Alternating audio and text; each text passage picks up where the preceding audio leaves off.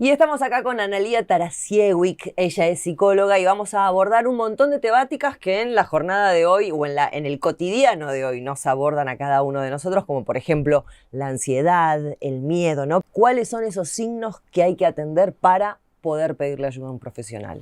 Bueno, ante todo empieza a ver como no solo en tu día a día, sino también empiezas a tener problemas en tu cuerpo, tus emociones empiezan a estar desequilibradas, tus relaciones se empiezan a complicar. Depende, después podemos puntualizar en cada una, en la ansiedad es un estilo, en la depresión es otro, cuando uno está triste, cuando uno está melancólico, ¿no? Cada una tendrá como sus particularidades, pero en general te vas dando cuenta de estas señales, ¿no? Tu cuerpo empieza a tener síntomas físicos, emocionales, empiezas a tener pensamientos más oscuros, negativos. Cuando hablas de lo físico, son síntomas puntualmente, Sí. Arcadas, náuseas, Dolor de cabeza, no puedes dormir, tenés angustias, sentís desequilibrios, ¿no? Incluso a veces se empeoran las patologías que ya tenías.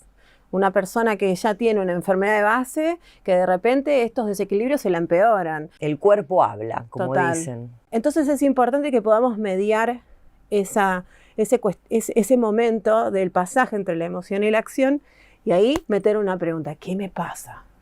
¿No? ¿Qué está pasándome acá? ¿Dónde quiero ir? ¿Por qué me siento así? ¿Por qué tengo esta transpiración? ¿Por qué tengo este miedo? ¿Qué hago? ¿No? Y en esa pregunta empieza a aparecer la línea de clic, ¿no? Porque uno empieza a cuestionar cosas que hasta ahora las hacía medias automáticas y de repente era un patrón. En el cerebro los patrones... hay que romperlos, hay que empezar a romperlos. Las claro. neuronas hacen unos puentes impresionantes y cuanto más repitas la conducta, más rígidos están esos patrones neuronales. Entonces es más difícil romper. En estos tiempos que corren, ¿qué es lo que más nos estresa, Analía? Bien. A cada uno es un mundo, a cada uno le va a estresar algo distinto.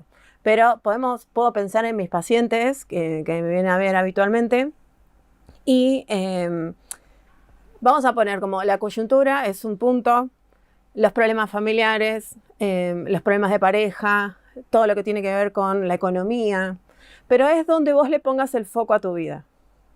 Si vos le pones el foco a si sos rico o pobre, y bueno, todos los movimientos que tenga el contexto económico y en tu organización ¿viste? Y lo que pase con la gente que está alrededor tuyo, etcétera, va a impactar mucho y es muy probable que te estrese más una noticia de esas. Claro. Pero si vos pones el foco en por ahí tener una vida más tranqui, más sana, más conectada con el amor, con la gente que te rodea, bueno, no tanto desde el materialismo, sino desde un lugar más humano, probablemente el estrés pase por otro lado, ¿viste? Hay que ver, ahí ya es como si se me muere mi mamá, sí, como depende en qué lugar estés, el estrés va a estar como más marcado. Esto no es mío, esto no es para mí, pero ahí no aparece la llamada generación de cristal.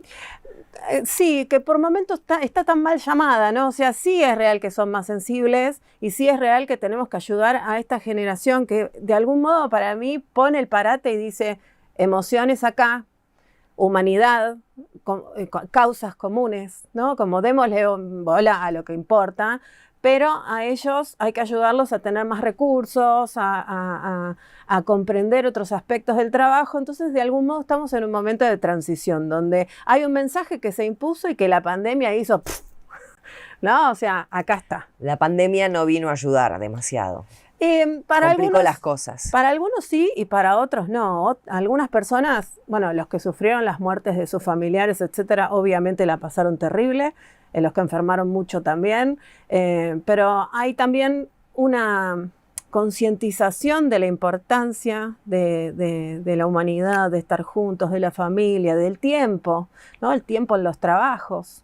La no necesidad de estar 800 horas en tu trabajo sentada o calentando la silla, como se decía antes, ¿no? No. Cambió la visión, pero la problemática es que todavía ni las organizaciones ni muchas generaciones están como comprendiendo. Entonces juzganse, están sesgados. Sí, no se le da lugar a la palabra de esa, como decís vos, mal llamada generación de cristal. ¿Van de la mano la ansiedad y la tristeza o no necesariamente? Bueno, la ansiedad viene a ser una respuesta al estrés en general, pero no solamente.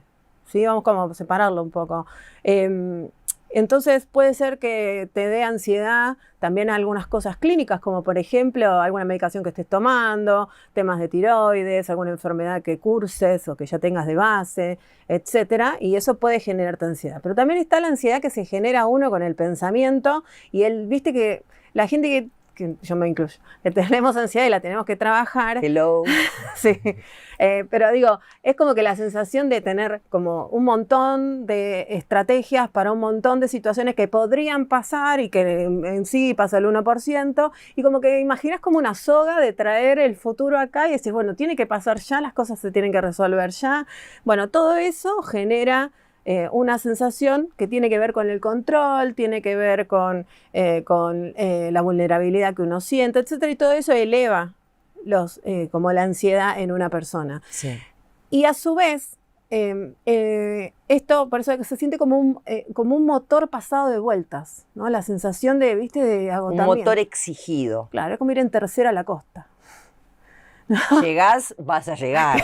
Ahora, ¿cómo llegás a la costa yendo en tercera? Total, claro. Y cómo llega el auto, ¿Cómo y llega el si auto? llegas, ¿no? También, pero todo eso es como demasiado pasado. Y la tristeza acá, viste que vos preguntabas ansiedad, tristeza, bueno, a veces es la contracara, ¿no? En la depresión a veces también tenemos ansiedad y esa tristeza. No necesariamente tenés que tener declarada una depresión, pero es una forma, ¿no? De también estar triste. Y se puede salir de ese estado, ya sea del de la ansiedad o de la tristeza, o uno aprende a convivir con esa ansiedad y con esa tristeza. Depende de cuándo vos tomes acción. ¿Por qué? Porque una cosa es que estés triste porque se te murió tu perro, porque te despidieron del trabajo, porque no te dieron ese ascenso, porque tu novia, no sé, tuviste un problema con tu pareja o lo que sea. Entonces hay una tristeza que uno necesita, porque para eso está en el cuerpo, necesita transitar para... Lo aprendimos con la película Intensamente, claro, ¿no? Darle lugar a la tristeza, no todo es alegría. Total. Y es necesaria la tristeza para poder después disfrutar de la alegría, ¿no? Es que las emociones existen porque somos sabios como humanos. Lo que pasa es que después hubo toda una mentalidad de alguien que instaló una moda para decir que hay que ser felices todo el tiempo, y eso no es real. Ni tampoco está allá al final del arco iris la felicidad, ¿no? O sea, esto es acá, ahora, en este momento, y no estar todo el tiempo pasando todo, arrepintiéndome de todo el pasado que tuve, que lo que no hice, que no sé qué, y esperando un futuro que no sabe si viene. El profesional, cuando uno lo busca, uno tiene un montón de una cartilla que no sabe quién es, y elegí por cercanía. Eso es terrible, pero es así, hoy día. Es por catálogo. Todavía con la inteligencia artificial acá y todo, seguimos con eso, ¿no? Pero digo, anda, busca profesionales más genéricos, pero después ahora las redes te permiten también como encontrar personas que pusieron su vida a disposición de una causa, ¿no? Entonces hay personas que son clínicos, que son psicólogos, que son pero son especialistas en ese problema y hoy salen a contarlo. Entonces, cuando ya detectaste qué es lo que te pasa y es profundo, ya dijiste, no, mira, esto me pasa por esto, y ya investigaste tu síntoma,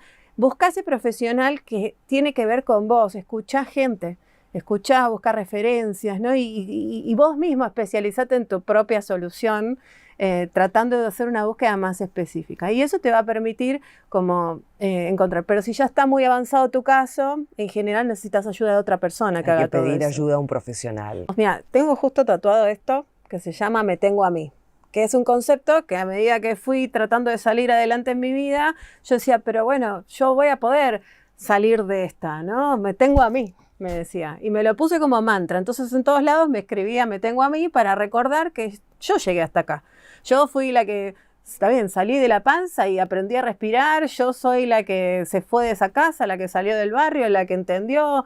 Y lo que pasa es que me parece que no nos enseñan a contar con uno. No, por eso. Vos lo aprendiste en tu experiencia y en tu historia de vida. Entonces, ¿cómo hacemos para empezar a contar con nosotros? Bueno. ¿Cómo nos damos cuenta? Es muy loco, ¿no? Porque en realidad lo primero que tendrían que habernos enseñado es hacer uno y después tener, hacer, ¿no? Como que está mal diseñado. Y ahí todo. vuelvo a la pregunta del inicio, ¿por qué el tener y no el ser, ¿no? ¿Por qué no se desarrolla más el lado humano sabiendo que tenemos todas estas problemáticas por haber focalizado en el tener y no en el ser? Ahora sí estamos ahí. Yendo un poquitito más para ahí. No, es después de verdad. la pandemia todo esto cambió y te diría que un montón de personas ya tienen esta mirada. La mayoría están tratando en prueba y error a ver cómo hacen para sacarse los mandatos, las creencias limitantes, ¿no? Y sobre todo arriba de 35 para arriba les está costando más.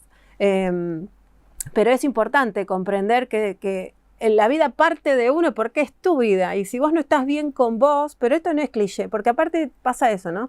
Como para que el mundo se mantenga en esto de tener, hacer, entonces lo que tenía que ver con el ser era cliché, era de Lili Zulios, Claro. ¿no? Como lo metían dentro de otras disciplinas, de otras áreas. Claro, sí. como decir, bueno, no, eso lo va a pensar nada más el que medita, la astrología, nada que ver, o sea, es como la vida misma, es de donde tenemos que partir y tenemos que pensar qué introducimos en nuestro cuerpo, cómo comemos, qué cosas, viste, como nos vamos a matar a chocolate y a ultraprocesados o vamos a tratar de elegir alguna comida más sana para no elevar ni la tristeza, ni la ansiedad, ni el estrés, porque son estresores. Cómo están nuestros niveles de dopamina, de serotonina, que son todas cosas que uno no, ni siquiera en la rutina de sangre habitual, uno se estudia eso, ¿no? Y en realidad todos esos neurotransmisores son los que te muestran, digamos, después de estas guerras que uno tiene para salir adelante, realmente es lo que vas a ver cómo está tu cuerpo. Entonces todo ese testeo que está centrado desde vos hacia el mundo, si vos no estás bien con vos, es muy difícil que estés bien con tus hijos, con tu marido, con tu novia, con tu amigo, ¿viste? Vas a estar, pero no siendo tu mejor versión. ¿Se puede trabajar con amigos o con la pareja? Sí, poder se puede. Es importante diferenciar el rol de la persona. ¿Sí? Y entender que, bueno, que como personas o como amigos en ese otro rol o pareja, tenemos esta forma, ¿no? Y nos queremos así y tiene esta historia. Y el rol es lo que requiere ese emprendimiento u organización. Es algo que es un tercero. Hay que entender a la empresa o a la organización o al proyecto como un tercero que es como el Tamagotchi, ¿viste? Perdón a los jóvenes, pero era un muñequito claro, era un muñequito que había que alimentarlo y hacerlo dormir. Pero digo, tiene vida propia, ¿no? Entonces, eso va a pedir ahí la información de cómo tienen que establecerse esos roles. Si vos querés ser igual que como tu amigo, como con tu pareja, en ese lugar estás asumiendo mal tu rol y es muy probable que haya problemas de comunicación, problemas de todo tipo, ¿no? De liderazgo, que es a lo que terminan contactándonos las empresas familiares o este tipo de proyectos. Cambiamos de tema.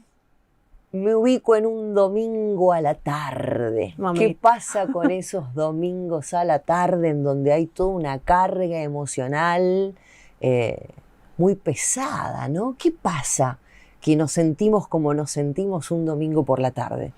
Bueno, hay personas que son felices los domingos y otras hay que no. excepciones, obvio. ¿No? O sea, vamos a los que no y en realidad tiene que ver con esta angustia que causa el lunes, ¿no? De volver al trabajo. Yendo, discúlpame que te interrumpa, a estadísticas, los domingos por la tarde es cuando más la tasa de suicidios más alta hay. Exacto, más alta y por ende también saliendo, o sea, eso en el suicidio y después desde los pensamientos más ansiógenos, si se quiere, ¿no? Que nos ponemos más ansiosos, entendiendo lo que hay que hacer mañana, por ahí empezamos a tener como ya los pendientes en la cabeza, hay que llevar al chico al colegio, hay que hacer esto, hay que hacerlo, en el hay que hacer empieza a aparecer y por ahí en perfiles más perfeccionistas, obsesivos, detallistas, o que están padeciendo cosas que no resuelven, o que tienen que volver a un trabajo que no les gusta, ¿no?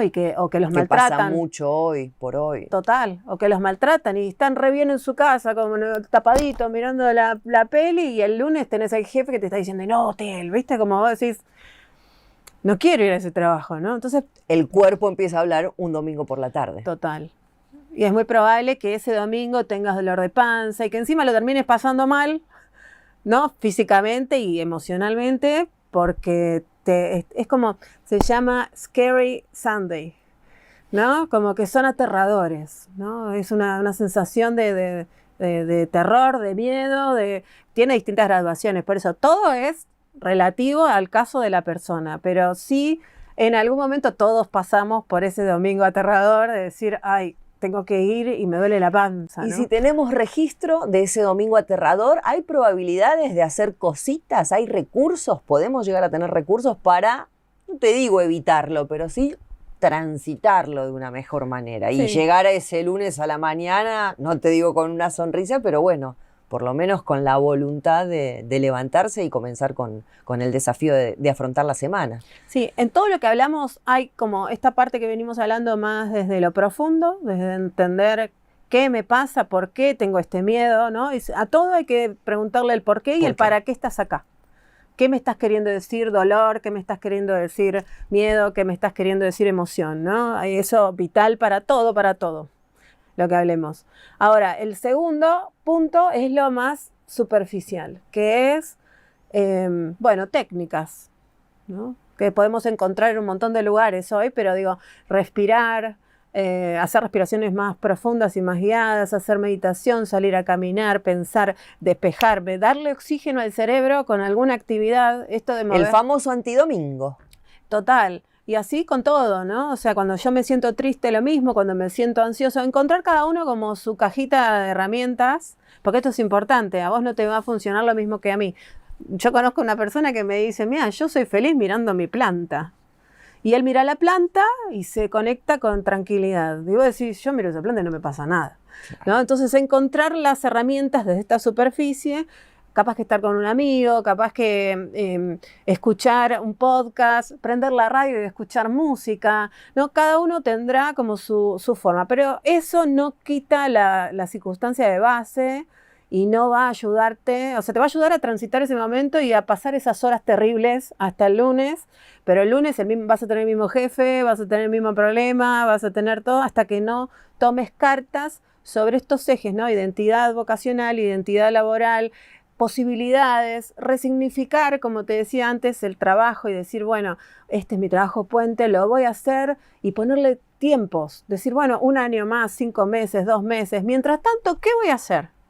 ¿No? Y esto en el trabajo, pero en la pareja es lo mismo. O sea, si ya ves que no va y hay una situación complicada en la cual no te puedes ir de la casa, viste, por los chicos, por la plata, por esto, por lo otro, que la gente se quedaba 1000 años o hasta que no se mataban, no se iban, ¿no? Como todo decir, bueno, este es un momento bisagra para mí y yo acá tengo que meter estrategia, ¿no? Una estrategia que me permita pensar nuevos objetivos, nuevas herramientas, bueno, ¿cómo voy a transitar hasta? Y cuando llego a ese momento voy pensando, pero acá el punto es de a poco. Porque la gente quiere soluciones mágicas, quiere la pastillita, quiere todo como ahí. Y eso no es real porque una construcción psicoemocional lleva tiempo. Pero no 10 años ni 20, ¿no? O sea, capaz que son meses. Pero necesitas como evolucionar. Y si tenés acompañamiento de alguien, mejor. Porque lo vas a poder, viste, como pimponear más. Pero hay gente que no tiene posibilidades de ser acompañado por ningún profesional. Aunque los hospitales tienen, pero a veces no hay turno, ¿no? Como hay que ir pensando, pero sí tenemos acceso a un montón de información y a esto, ¿no? Como esta nota que estamos haciendo que les va a permitir como pensar, bueno, entonces tengo este problema, pienso para qué estrategias podría poner, qué herramientas, qué es lo que me hace bien. No solo para llegar al lunes, sino para transitar este trabajo, para ver esta pareja. Y ahí es muy fundamental algo que decías vos, que es contar con uno. La frase Total, que tenés acá tatuada. me tengo a mí, pónganselo en el espejo. Tengo pacientes que se lo ponen en el celular o en la computadora para practicar esto que decías vos, ¿no? Como, ¿qué es tenerse a uno? Y tenerse a uno es estar con uno y estar acá, estar en el presente, es vivir la vida que le toca a uno. Si no, ¿quién va a vivir tu vida si no sos vos? ¿Qué pasa? ¿Qué le podemos decir a esas personas que están transitando un duelo y que no ven esa lucecita al final del camino? ¿Se puede, cuánto dura un duelo? ¿Se aprende a vivir con dolor? ¿Se puede aprender a vivir sin ese dolor? ¿Se aprende a soltar a la persona que partió? ya sea una ruptura de pareja, la partida física de una persona. Ya la pregunta misma hasta me da llanto, porque el dolor, la escena duele de por sí, y ahora les voy a contar un ejemplo, ¿no? Pero para graficar esto, pero la escena puede doler por sí misma, porque cuando se te muere un familiar o se termina una pareja de años o alguien te traiciona o te humilla alguien que no esperabas o te despiden de un trabajo que estás dando todo bien, ¿no? Como todo eso duele, ¿no? Y el trabajo duele y la pareja duele y todo duele, pero el tema es cómo uno maneja el sufrimiento sobre eso que duele, ¿no? Si se transforma en un sufrimiento crónico y yo empiezo a ver la vida desde un dolor y no puedo manejar el sufrimiento sobre ese acto que fue doloroso, ¿no? Entonces, yo siempre me acuerdo de un caso muy cercano que fue terrible, ¿no? Que se le murieron los hijitos a una persona. Y su familiar también tenía la misma enfermedad y sus hijitos también murieron, ¿no? Entonces, fue todo muy terrible y cuando no eran pacientes, no son cercanos. Y esta persona, toda la vida, cuando veía en la tele o en alguien conocido, chiquitos con esa enfermedad, decía, ojalá se mueran, ¿no? Y toda su vida, el resto de su vida, que vivió unos años más, bastantes años más, pero vivió, sentía resentimiento, odio, ira, bronca. No logró procesar no pudo, ese ¿viste? dolor. No, entonces vivió una vida de sufrimiento entera, muriendo de cáncer. Quedó anclado en el dolor Terrible. de la situación, del Sí, suceso. Terrible, porque ella ayudó a sus hijos lo más que pudo y no se pudo. Y no pudo salir de eso y eligió como su vida. Es terrible igual, ¿no? Porque cómo juzgar eso, cómo pensar, no se puede pensar en eso. Pero también está, debo creer yo, la otra cara, ¿no? La familiar de ella, que también perdió sus hijos, con la misma enfermedad, creó una fundación para ayudar a chicos y a familiares, porque esta es una enfermedad muy conocida, y bueno, y eligió otro camino, que al principio también ella mambeaba en el trabajo porque quería salvar muchos chicos, como medio como me pasó a mí con mi papá, ¿no? O sea, como que me vi muy reflejada, por eso me da un poco de llanto, porque me vi muy reflejado en esas escenas, ¿no? Y donde decís, bueno, vos crees que estás ayudando y en realidad estaban mambeando, o sea, ayudábamos. Todos ayudamos, pero en realidad ¿desde dónde? Desde mi propia enfermedad, porque me iba a morir yo, Claro. ¿no? Y bueno, y ella cuando entendió eso también pudo incluso vivir mejor desde un lugar más de aceptación, más de autocompasión, de entender que esto, bueno, es algo que la vida le puso en el medio.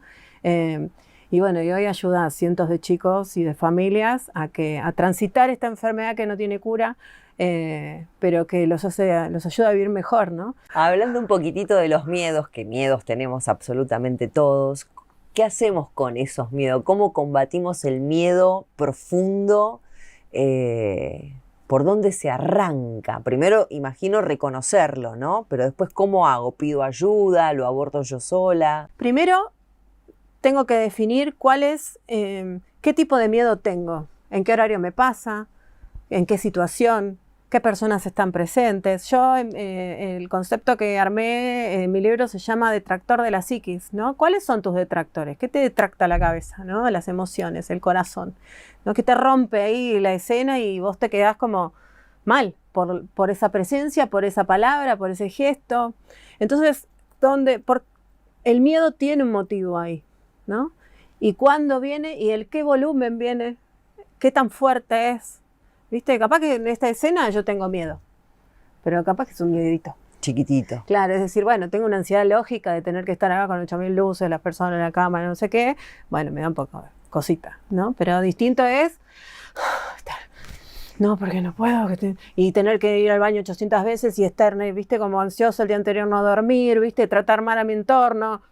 Eso es otra cosa. Entonces, empezar a detectar, bueno, ponele, vamos a esta escena que es más fácil, ¿no? Para mí en este instante, decir, bueno, ¿qué es lo que te da miedo, digamos? Los ojos de los demás, lo que van a decir de vos, ¿no? Entender que te detracta, no es una cámara es una cámara, es lo que implica esa cámara. Entonces, ahí lo primero que hay que hacer es entender el significado No del miedo, sino de esas cosas que yo creo que me dan miedo. O sea, si le tenés miedo a la araña, le tenés miedo a la oscuridad, le tenés miedo a quebrar, le tenés miedo... ¿Por qué? ¿Dónde está el origen de esa información? Y después... ¿Eso generalmente viene de nuestras infancias? ¿O no necesariamente? Cuanto más chiquito sos, sí, menos recursos psíquicos tenías. Bien. Por lo tanto, si eso vino mal pensado desde allá, que tenías menos recursos para entender la vida misma, es muy probable que si no llegó, si no evolucionó, es como que siempre hago este gesto, ¿no? Como que quedaste así, ¿no? Vos creciste todo, pero acá te quedó un pedazo de vos atado. Entonces está ahí, ¿no? Y si vos no haces algo para traerlo hasta acá y decir, bueno, a ver, no, además no era grande. El famoso soltar. Claro, es como aprender a soltar. Soltarse de una versión de uno mismo que ya pasó. Y darte cuenta que vos estás acá y que ya no sos ese, que no tenía eso, que tenía ese contexto. Es como que nos confundimos. Estamos confundidos. Que vivimos determinadas cosas creyendo que somos esa edad, pero somos esta. En pedacitos, ¿viste? Capaz que, no sé, yo veo directores regionales de multinacionales, de no sé qué, y todo el mundo las mira, ay, sí, no. Y el miedo que tienen era de acá. Y lo tienen. ¿Viste? Y no tiene que ver con un rol, no tiene que ver con la plata, no tiene que ver con nada, tiene que ver cómo evolucionó no solo tu niño, sino tu adolescente o si ahora tenés 45, tus 44 y medio, digamos, ¿no? Como lo que haya sido tu anterior versión, digamos. Claro, claro que sí. Bueno, Analía Tarasiewicz, ahí está. Muchísimas gracias por tu tiempo. Gracias a ustedes. Un placer la charla y bueno, la verdad que nos has traído mucha luz en esta oscuridad que se vive, ¿no? De alguna manera en el cotidiano. Bueno, todo sea para trabajar y vivir mejor. Todo sea para trabajar y vivir mejor. Muchas gracias. Gracias.